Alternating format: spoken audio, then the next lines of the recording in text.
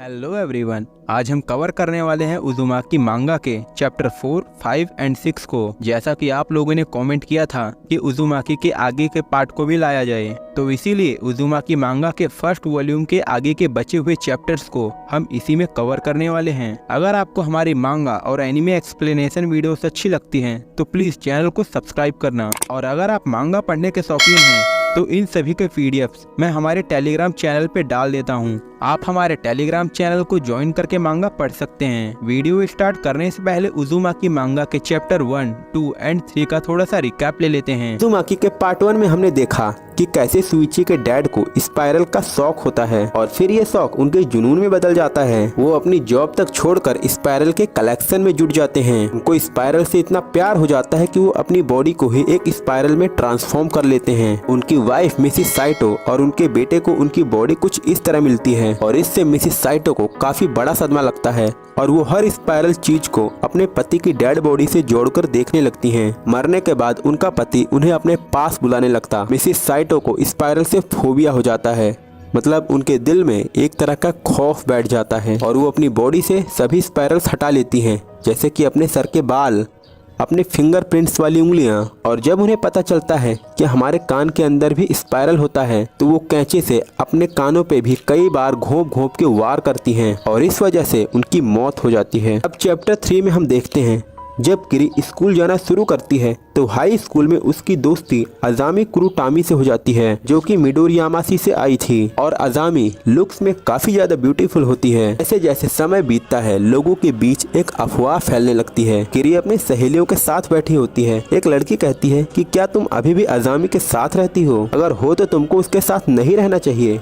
किरी पूछती है पर ऐसा क्यों? ऐसा इसलिए क्योंकि वो बॉयज को अपने लुक से अट्रैक्ट करती है और जब लड़के उसके पीछे पागल हो जाते हैं तो वो उसको छोड़ देती है। लोग तो ऐसा कहते हैं कि उसके पास एक मैजिकल पावर है, एक मैजिकल पावर जो कि लड़कों को अपनी तरफ अट्रैक्ट करती है। किरी इंट्रोड्यूस करवाते हुए बोलती है, सुइची यह है मेरी क्लासमेट अजामी कुरुटानी। हेलो, तुम मुझे अजामी कह के बुला सकते हो। उसको देखते ही लड़के को होश उड़ जाते हैं, उसको हार्ट अटैक आ जाता है। उसके चेहरे पे पसीना और दिमाग सुन्न और ठंडा होने लगता है। उसका डर बिल्कुल बाहर तक झलक रहा था। वो बोल रहा था दोबारा तुम यहाँ पर मत आना। उस लड़के को बहुत गुस्सा आता है। वो उसको झूठी बोलते हुए उसके फेस पर तेज से पंच करता है और अब वो स्पाइरल और भी ज्यादा बढ़ चुका था। लड़की हंसती है और बोलती है, क्यों, अब तुम्हें क्या हुआ? और वो लड़की उस लड़के को कुछ इस तरह अपने अंदर खींच लेती है। वो लड़का ना जाने कैसे उस स्पाइरल में धीरे धीरे समाने लगता है और एक समय ऐसा आता है कि वो स्पाइरल खुद उस लड़की को ही अपनी बॉडी में समा लेता है। अजामी कुरुटानी अब सर से लेके पैर तक पूरी खत्म हो चुकी थी। कहानी अभी आधी से भी ज्यादा बाकी है, तो वीडियो को बिल्कुल भी स्किप मत करना और लास्ट तक पूरा देखना। आसमान में हम चारों ओर देखते हैं कि दाह संस्कार का एक धुआं छाया हुआ है। किरी का भाई कहता है, हे किरी ये क्या है? किरी कहती है, हाँ, जब से सुइची के डैड का फ्यूनरल हुआ है तभी से उसी दाह संस्कार की वजह से ऐसे धुएं आसमान में बनते हैं। मित्सुओ वो देखो, वो ड्रैगन फ्लाई पॉन्ड की तरफ गिर रहा है। दोस्तों इमेज में आप देख सकते हैं कि किस तरह एक क्रिम्सन का धुआं एक पॉन्ड में धीरे धीरे सेटल हो रहा है। किरी की मॉम आती हैं और बोलती हैं कि तुम दोनों इस तरह उसको ताकना बंद करो और अंदर आओ। वैसे तुम्हारे फादर कहाँ हैं? किरी अपनी मॉम को बताती है कि डैड तो भट्टी में काम कर रहे हैं और शायद पूरी रात करने वाले हैं। मांगा पेजेस में हम किरी के डैड को देखते हैं जो कि अकेले एक सुनसान जगह पे भट्टी में काम कर रहे हैं और उनको अचानक से भट्टे के अंदर काफी अजीबोगरीब चीज दिखती है, जिसको देखकर उनकी आंखें फटी की फटी रह जाती है। तभी पीछे से उनकी वाइफ आती है और कहती है, क्या मैं आपकी थोड़ी मदद करूं? पर वो उसके लिए मना कर देते हैं और कहते हैं ये काम मैं अकेले ही करूंगा। वो उनको समझाती हैं कि अगर तुम ऐसे लगातार काम करते रहे तो तुम्हारी तबीयत बिगड़ सकती है, लेकिन वो उनको डांट कर भगा देता है। अब सोचो इस काम में इस बूढ़े आदमी को क्या ही इंटरेस्ट आ रहा होगा। किरी के डैड का ये काफी अजीब बर्ताव था जो कि इससे पहले इन्होंने नहीं देखा था। किरी देखती है, ये क्या? डैड की भट्टी में से जो धुआं आ रहा है वो भी स्विल कर रहा है। फिर हम देखते हैं अगले दिन मिडोरियामासी में एक क्रिम्सन एक्सिबिशन होता है। मतलब आप एक तरह से समझ लो चीनी मिट्टी के बर्तन, आर्ट या फिर चिकनी मिट्टी, ऐसा ही आप कुछ मान लो। और यहाँ पे मिस्टर गोशिमा के आर्ट स्टाइल को देखकर हर कोई हैरान रह जाता है। इनका ये वाला आर्ट स्टाइल पिछले वाले स्टाइल से बिल्कुल अलग था, काफी ज्यादा इंटरेस्टिंग। और मिस्टर गोशिमा को खुद नहीं समझ आ रहा था ये सब कैसे हुआ। ये सारे नॉर्मल पॉट्स एंड प्लेट्स थे, लेकिन इसको भट्टी में डालने के बाद ऐसा क्या जादू हो गया और इस टाइम उन्होंने एक नई क्ले का भी यूज किया था। मिस्टर गोशिमा बताते हैं कि ये सब एक तरह का केमिकल रिएक्शन है जो कि भट्टी के अंदर हुआ और अपने आप से हुआ। ये एक तरह का नेचुरल प्रोसेस है और उसके अंदर इन्होंने फायरिंग इफेक्ट भी देखे थे। एक लेडी पूछती है, बाय द वे आपने क्ले कौन सी यूज की थी? पर ये मिस्टर गोशिमा इसको एक सीक्रेट ही रखना चाहते हैं। मिस्टर गोशिमा उसमें से एक सिंगल पीस को भी नहीं बेचते और जिस तरह से उन्होंने अपने आर्ट को शो किया था वो भी प्रैक्टिकली पॉसिबल नहीं है। किरी पूछती है, डैड पर इस तरह के पैटर्न्स नेचुरली किस तरह फॉर्म हो सकते हैं? तभी किरी का भाई उन आर्ट में किसी पर्सन का फेस देखता है। किरी बोलती है, मुझे भी दिखाओ किधर है? और दोस्तों वो फेस कुछ इस तरह का था। अब सोचो इस तरह का फेस कैसे बना, और वो भी मिस्टर गोशिमा के आर्ट में। और ऐसा सिर्फ एक ही जगह नहीं है, अलग अलग जगह भी हमें फेसेस देखने को मिलते हैं और यहाँ पे हमें एक वुमेन का भी फेस देखने को मिलता है। किरी देखते ही पहचान जाती है,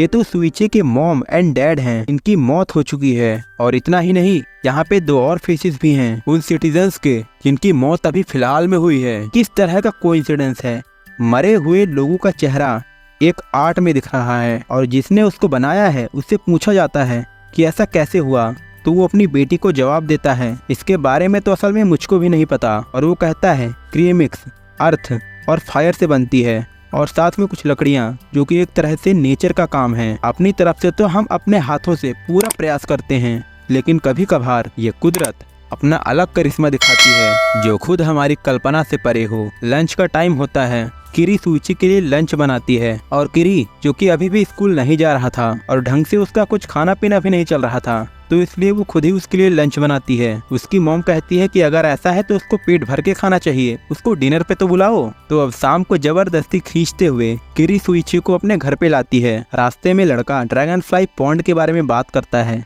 किरी पूछती है कैसा पॉन्ड? का बताता है कि वो पॉन्ड स्पाइरल से इन्फेक्टेड है। लेकिन चलो, सुइची घर पहुंचता है। किरी के मॉम कहते हैं, सुइची तुम्हारी जो मर्जी वो खाओ। किरी कहता है, थैंक्स मिसेस गोशिमा, तुम काफी भूखे होंगे, खाना खाओ। सुइची कुछ इस तरह खाने पे टूट पड़ता है, लेकिन खाते खाते वो अचानक से उछल जाता है। किरी कहती है, सुइची क्या हुआ?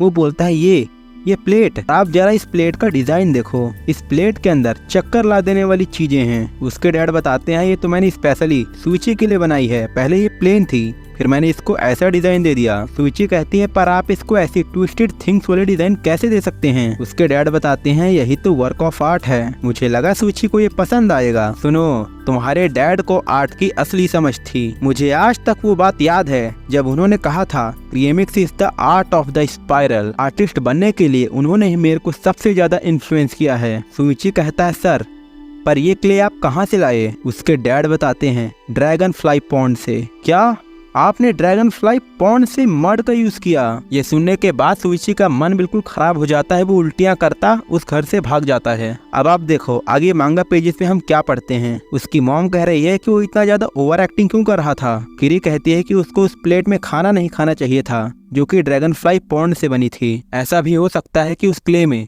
मरे हुए लोगों का भी कुछ पार्ट हो। बिना किसी हेजिटेशन के उसके फादर ड्रैगन फ्लाई पॉन्ड से अपने आर्ट के लिए मिट्टी खोद के लाते हैं। उसके डैड अब दोबारा अपना काम स्टार्ट करते हैं। किरी मना करती है कि डैड अब आप ऐसा दोबारा मत करो, लेकिन फाइनली उसके डैड किल्न को यानी भट्टी को जला देते हैं और अब 6 दिन और 6 रातों तक ऐसा ही होता रहेगा। यहाँ पे एक कॉटेज है जहाँ पर इनको जाना सख्त मना था। फिर ऐसे 2 दिन बीत जाते हैं।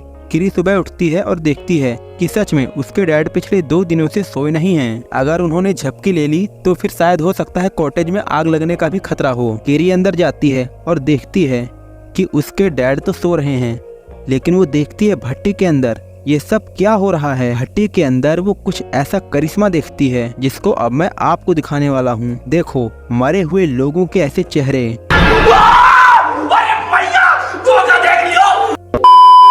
वो लोग जिनका अस्तित्व मिट चुका है, उनके मरने के बाद उनका चेहरा हमें आग में दिखाई पड़ रहा है। उनके मरने के बाद उनका चेहरा इस तरह नेचर अपने आप क्रिएट कर रही है। वो सभी चीख रहे हैं, चिल्ला रहे हैं। ये सारी चीजें देखकर, ऐसा करिश्मा देखकर कोई भी घबरा जाए, जैसे कि इस समय किरी घबरा चुकी है। पर तभी उसके डैड की आंखें खुलती हैं और वो चिल्लाते हैं कि मैंने तुम्हें यहाँ आने से मना किया था, फिर तुम क्यों आई? और चिल्ला चिल्ला के उसको वहाँ से भगा देते हैं। लड़की बेड पे आके लेट जाती है, लेकिन उसके दिमाग में अभी भी वही सारी बातें चल रही थी। वो चेहरे जो कि मदद मांग रहे थे, हीट, हेल्प मी, सुइची उन सभी को एक दर्द और पीड़ा का एहसास हो रहा था। लड़की से ये सब और ज्यादा बर्दाश्त नहीं किया जाता। वो सुइची के पास कॉल करती है और दूसरी साइड से सुइची की आवाज ढंग से नहीं आ रही थी। वो कहता है कुछ नहीं, कोई प्रॉब्लम नहीं है। लड़की कहती है कि नहीं, तुम झूठ बोल रहे हो, अगर कोई प्रॉब्लम है तो बताओ। लड़की को लेकिन कॉल पे किसी और की भी आवाज आ रही थी। लड़की को समझ आ जाता है कि सुइची झूठ बोल रहा है। उसको किसी और के भी चीखने चिल्लाने की आवाजें आ रही थी। किरी अब धीरे धीरे और डिप्रेशन में जाने लगती है। तभी वो देखती है कि उसके पास सुइची आया हुआ है। वो पूछते हैं तुम यहाँ क्या कर रहे हो। वो आया है और मिस्टर गोशिमा से बात कर रहा है कि मुझे आपके किल भट्टी के अंदर झांकने दो। उसके अंदर से कोई मुझे पुकार रहा है, भट्टी के अंदर कोई है, आप मुझे जाने दो। उस जलती हुई भट्टी के अंदर जरूर कोई मेरा अपना है।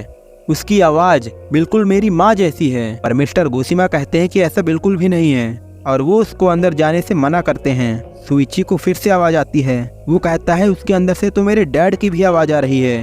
अब मिस्टर गोशिमा तो उसको अंदर जाने नहीं दे रहे थे, तो इसी वजह से सुइची एक पत्थर उठा के भट्टी पे दे मारता है और पत्थर मारते ही भट्टी टूट जाती है और भट्टी के अंदर से कुछ इस तरह के पैटर्न्स बाहर आते हैं। और ये तो पैटर्न भी नहीं है, ये तो उन लोगों के चेहरे हैं जो कि मर चुके हैं। और कुछ इस तरह हमें इनके चेहरे देखने को मिलते हैं। सुइची और उसके डैड बाहर आते हैं, लेकिन कॉटेज में आग पकड़ लेती है। किरी की मॉम शुक्र मनाती है कि हमने सिर्फ भट्टी ही खोई, और किरी के डैड इस बात का शुक्र मना रहे हैं कि उनका क्रिएशन का आर्ट अच्छे तरीके से पक के बाहर आ गया। अब यहाँ से चैप्टर 5 स्टार्ट होता है। कुरुजुचो में घर कुछ इस तरह होते हैं, कुछ इस तरह एक रो में, कुछ साइड बाय साइड ओपन होते हैं तो फिर कुछ नई बिल्डिंग के बीच में छुपे होते हैं। रास्ते में चलते चलते किरी को आवाज आती है कि मैंने तुमसे कहा था कि उससे दोबारा मत मिलना। और एक लड़के और एक लड़की को दो आदमी पकड़ के एक दूसरे से दूर कर रहे हैं और ये दोनों ही लवर्स हैं। ये लड़का कह रहा है कि बस मेरे को आप एक बार उससे बात करने दो, और आदमी कह रहा है तुम मेरी बेटी से दोबारा मिलने की कोशिश भी मत करना। देखो ये पापा की परी तुम्हारे मनहूस परिवार में तो नहीं जाने वाली। योरिड चलो मेरे साथ। और एक का नाम है योरिको। अब ये ब्लैक शर्ट वाला लड़का इसको मारता है, ये बोलकर कि तुम दोबारा इस तरह से मेरी बहन से बात मत करना। लड़का वहीं पे बेहोश पड़ा होता है और वो लोग लड़की को ले जाते हैं। उस लड़के के पास सुइची आती है, कहती है तुम ठीक तो हो ना। ये बोलती है कजुनोरी, ये मैं हूँ किरी। अब आगे लड़का इसको अपनी प्रॉब्लम बताता है कि वो भी हमारी तरह एक रो में रहते हैं, लेकिन हमारे अपोजिट एंड्स हैं और हमारे परिवार की तो हमेशा से ही दुश्मनी रही है। लेकिन मैं और येरुको एक दूसरे से प्यार करते हैं। हमारे परिवार हमको एक साथ नहीं देखना चाहते। हमसे जो कुछ भी हो सकता था हम कर चुके हैं और अब कुछ भी काम नहीं आया। कजुनोरी निशिकी एलिमेंट्री स्कूल से ही मेरी क्लासमेट रही है। यहाँ हम पढ़ते हैं। वो खंडर जैसे घरों में रहता था और ये अच्छा भी था, तो फिर मालिक ने इसको किराए पे दे दिया। और जब वो कुरुजुचो को रवाना हुए, काजुनोरी फैमिली इस बिल्डिंग में आ गई जहाँ पे गरीब परिवार रहते थे। हर कोई उसे बस गरीब परिवार के घर के नाम से जानता है। कमाल की बात है।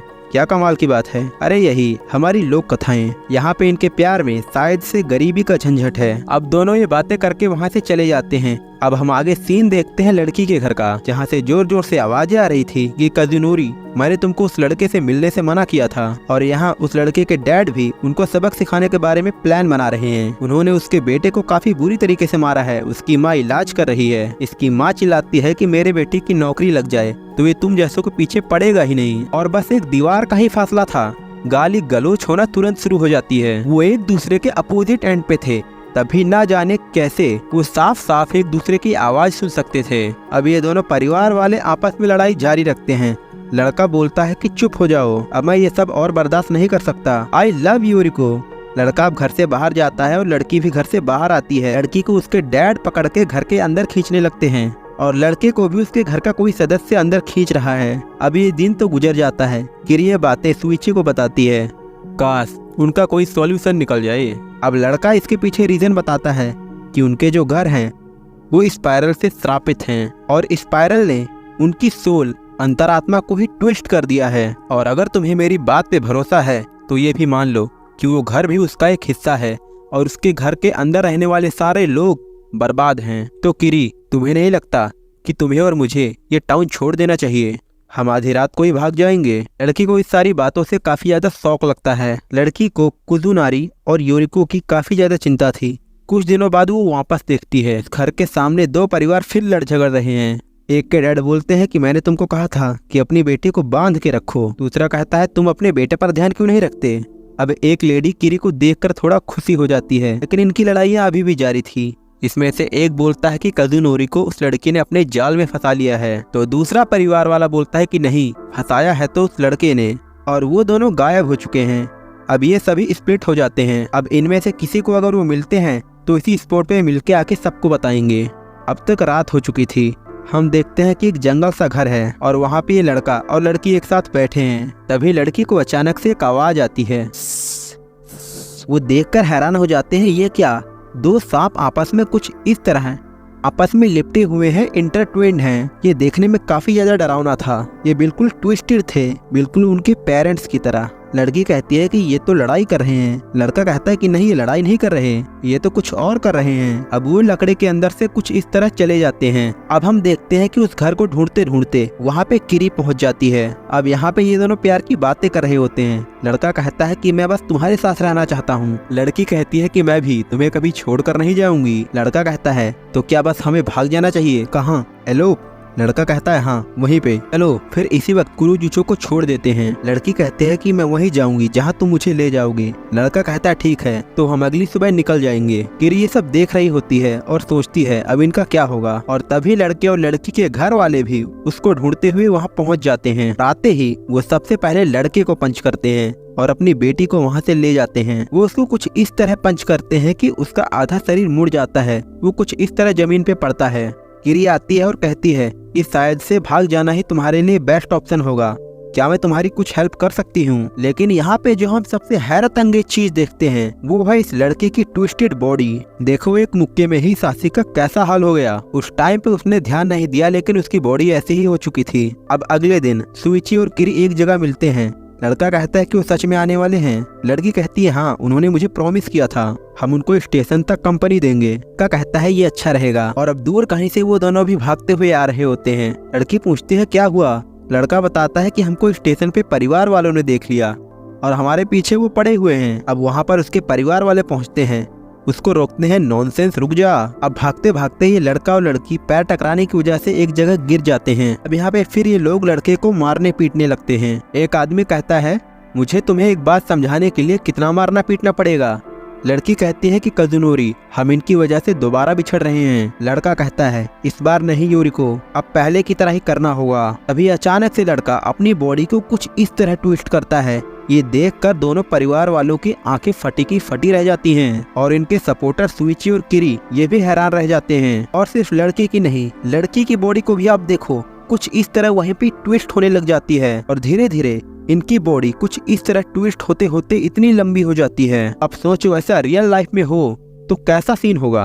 लड़का लड़की से हाथ मांगता है और उनके हाथ पकड़ते ही उनकी बॉडी भी कुछ इस तरह ट्विस्ट हो जाती है और इनकी बॉडी आपस में कुछ इस तरह ट्विस्ट हो जाती है, मर्ज हो जाती है। लड़के का डैड इसको टच करता है तो वो देखने में बिल्कुल स्टील वायर की तरह हार्ड थी। लड़की कहती है स्टॉप इट फादर, अब हम कभी अलग नहीं होने वाले, कभी भी नहीं। ये आखिरी पल था जब हमने उनको देखा था और इसके बाद वो सभी समुद्र में समा गए। अगर आपको वीडियो पसंद आ रही हो तो वीडियो को लाइक करना और चैनल को सब्सक्राइब करना। और अब यहाँ से स्टार्ट होता है उजुमाकी का चैप्टर नंबर 6। अब ठीक अगले दिन एंड्रिल से स्लिप होकर एक लड़की की मौत हो जाती है। ये लड़की उस टाइम पे एरोबैटिक्स कर रही थी, शो ऑफ कर रही थी लोगों की अटेंशन के लिए, और अब इसके चारों ओर लोग इसको अटेंशन दे रहे हैं। किरी इस लड़की जिसका नाम सेकिनो है उससे बात करती है। वो कितना खौफनाक था, वो बस एक पागलपन था, उसको ऐसा करने के बारे में सोचना भी नहीं चाहिए था।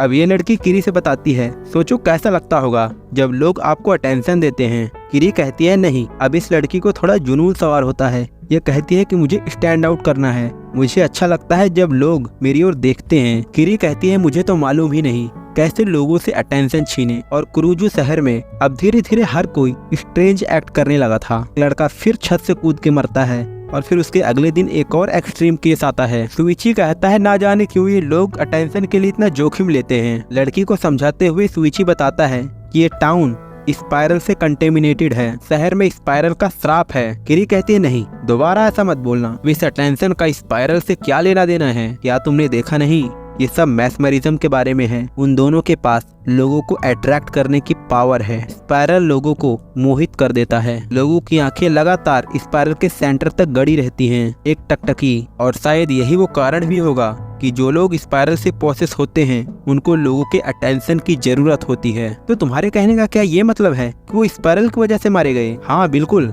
और सिर्फ वो ही नहीं, और लोग भी उससे ऑब्सेस्ड हैं। लड़की कहते हैं कि शायद से सेकिनो भी अब उसी का शिकार है। सुइची कहता है देखो तुम्हारे बाल थोड़े लंबे नहीं हो रहे, तुमको एक हेयर कट लेना चाहिए। अगले दिन किरी अपने बालों को नोटिस करती है। वो स्कूल जाती है। देखने से ऐसा लगता है कि लोग उसको अटेंशन दे रहे हैं, सब उसी की ओर देखे जा रहे हैं। पीछे से उसकी दोस्त आती है, वो बोलते हैं तुमने अपने बालों पे क्या करवाया? तभी किरी नोटिस करती है ये क्या, इतने सारे स्पाइरल, तुमने ये कर्ल्स कहाँ से करवाए, जरा बताओगी? क्लास में टीचर पढ़ा रहे होते हैं। तभी किरी के बालों में से रबर बैंड छूटता है। बालों की लेंथ इतनी जल्दी बढ़ जाती है और फिर वो सभी स्पाइरल बन जाते हैं। ये सब देखकर उसकी दोस्त और सारे क्लासमेट्स हैरान रह जाते हैं। अब किरी वहाँ से ब्यूटी सैलून जाती है, बताती है कि मुझे कुछ समझ नहीं आ रहा, मैंने अपने बालों को भी कुछ नहीं किया। अब ये इसके बालों को काटने लगती है। लड़की कहती है कि मुझको इस तरह के स्टफ अपने बालों पे नहीं चाहिए। अब भाई देखो यहाँ पे लड़की बाल काटने ही वाली होती है, तभी इसकी चोटी किस तरह बढ़ने लगती है। ब्यूटी सैलून में हमें कुछ इस तरह का करिश्मा देखने को मिलता है। इसके बाल तो किसी बेन 10 के एलियन की तरह ट्रांसफॉर्म होने लगते हैं। ग्रोथ अचानक से इतनी बढ़ जाती है और अब ये खुद किरी का गला दबा के उसकी जान लेने की कोशिश करते हैं। जब लड़की इस बालों को किसी तरह बांध लेती, ये दोबारा इसी हालत में आ जाते। ये इसको कितना भी कंट्रोल करे, ये दोबारा इसी हालत में आ जाते थे। और इसके घर वालों को भी कुछ समझ नहीं आ रहा था। इन बालों की स्पाइरल को देखकर लोग हिप्नोटाइज हो रहे थे, यहाँ तक कि खुद उसके मॉम एंड डैड भी। अब आपको बात समझ आ रही होगी कि इसके बालों में भी मेमोराइजिंग की पावर है और यही तो क्राउड को इकट्ठा कर रही है अपनी ओर। मांगा में आप ये इमेजेस देखो, खुद इसकी दोस्त तक नहीं बची और इसके हेयर कॉन्स्टेंटली अपनी शेप चेंज करे जा रहे हैं और इसका मकसद है लोगों को अपनी ओर और भी ज्यादा अट्रैक्ट करना। एक आदमी कहता है गुसीमा ये सब क्या है, अपने बालों को ठीक करो। अपने आप उस बालों का एक स्पाइरल आके उस आदमी को हिप्नोटाइज कर देता है। अब किरी के साथ बस इसकी दोस्त चल रही थी, लेकिन इसकी दोस्त को भी अंदर से इसके लिए जलन हो रही थी। उसको उसकी हालत से घंटा फर्क नहीं पड़ता, बस उसके लिए अटेंशन मैटर करता है। और अब ये लड़की धीरे धीरे अपनी बॉडी पे अपना कंट्रोल भी खो रही थी। अब स्कूल के बाद इसके हेयर इसको स्टेशन पे ले जाते हैं कि वो और भी ज्यादा ऑडियंस को अपनी ओर अट्रैक्ट कर सके। स्टेशन पे वो लड़की अकेले खड़ी थी और सैकड़ों लोग उसको घूरे जा रहे थे और इसी भीड़ में सुइची भी था। ये लड़की एक जगह बैठकर रोने लगती है, सुइची, और सुइची यहाँ पे भागा जा रहा था। लड़की कहती है ये सब इसी टाउन की वजह से हो रहा है, ये सच में स्पाइरल से कर्स्ड है। समय मेरे पास बिल्कुल भी ताकत नहीं है, ये बाल मुझसे मेरी सारी एनर्जी छीन रहे हैं। और उसके बाल लगातार बढ़े ही जा रहे थे और बस बढ़े ही जा रहे थे। गुड मॉर्निंग किरी, लुक एट मी। अब भाई देखो इसकी सहेली के पास भी ना जाने कैसे ये बाल आ गए, अब सेकिनो के पास ये बाल कैसे आए। ये लड़की कहती है देखो अब मैं भी तुम्हारी बराबरी पे आ चुकी हूँ, मैं तुमसे नहीं हारने वाली। और उस दिन स्कूल एक बैटल फील्ड में बदल चुका था। स्टूडेंट और टीचर्स अपना काम छोड़कर उन दोनों की लड़ाई देख रहे थे, उन दोनों की बालों की लड़ाई। अब यहाँ पे इनकी लड़ाई थी कि इनमें से किसी एक को ही इतनी ज्यादा अटेंशन मिलनी चाहिए, जो कि सेकिनो का मानना था। हालत दोनों की ही खराब है। सेकिनो किरी का गला दबाती है अपने बालों की मदद से। अब बीच में जान बचाने के लिए कैंची लेके सुइची पहुंच जाता है और ये उसके बालों को काट देता है और ये किरी के बालों को भी काटने की कोशिश करता है, लेकिन ये खुद उस स्पाइरल में जाने लगता है। किरी के बालों की शेप कुछ इस तरह बदल जाती है और इसकी दोस्त सेकिनो अब जश्न मनाने लगती है, इस बात का जश्न कि उससे ज्यादा अट्रैक्टिव अब इस टाउन में कोई नहीं है। हमारे टक्कर में एक आध थी और वो भी चली गई। और अब ये लड़की सबको अपनी ओर फॉलो करवाती है, सबको एक तरह से अट्रैक्शन में बांधकर अपनी ओर ले जाती है अपने साथ। और ये लड़का सुइची जो कि अब तक इसके बालों में ही था, किसी तरह कैंची से उसके बाल काट के बाहर आता है। लड़की को भी होश आता है, पूछते हैं सुइची क्या हुआ। लड़का कहता है कि तुम पूरी तरह से थक चुकी हो, उन बालों ने बड़े होने में तुम्हारी सारी एनर्जी खींच ली। हा हा हा। ऐसे बोलते हुए दूसरी लड़की सेकिनो अपने ही चाल में मस्त थी, लेकिन तभी लड़की काफी ज्यादा थकान महसूस करती है और अब अटेंशन का भूत इसके दिमाग से उतर चुका था। लड़की कांपने लगती है, इसकी हालत बहुत खराब हो जाती है और कुछ ही देर में उसकी टांगे पूरी तरह सूख जाती हैं,